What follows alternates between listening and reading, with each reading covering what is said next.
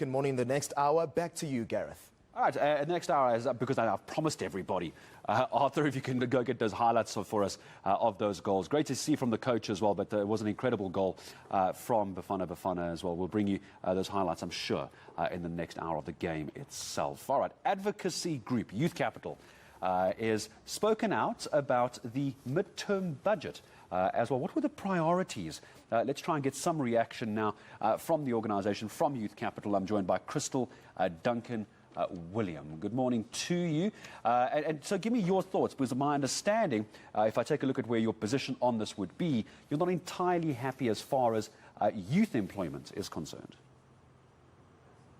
Absolutely, Gareth. We, listening to the budget yesterday, we were a bit disappointed in the lack of mention around youth unemployment specifically. There were about 4 mentions of unemployment broadly. But, the crisis of unemployment is really falls onto young people. And, the minister referenced a lot around the idea of economic growth. And there can be no economic growth if we aren't getting a salary or money into the pockets of young people who make up, a large percentage of the population. So when we now take a look at the issue as well for the number of youth that are unemployed, I suppose the issue is trying to find job opportunities for the youth going forward. A, where do we get those? And B, how quickly can we get them, do you think? So I think there were some encouraging, hints at things that government's doing, working with SMEs and reducing red tape for small businesses to operate, because we really believe that small businesses are the key to unlocking employment opportunities in the formal economy. Big corporates are saturated and they can only absorb so many young people.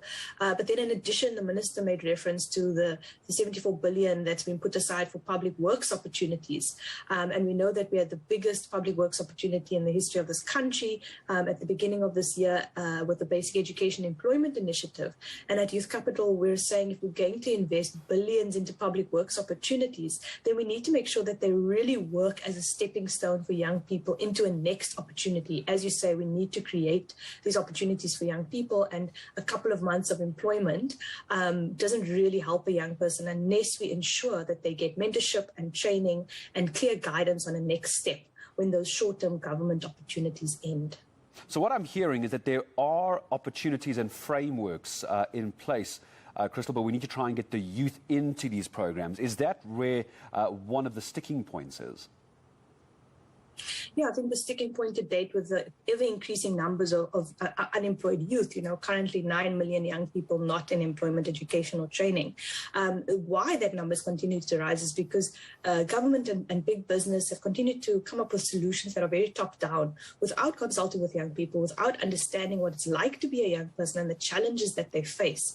And so we at Youth Capital spend a lot of time talking to young people and speaking to young people who have come through these programs. And these are the things we hear over and over and over again. So I think, it's great that government's put the money aside, and these are small tweaks that we're actually speaking about that could have some real impact to make these opportunities really, give us a return on our investment as a country.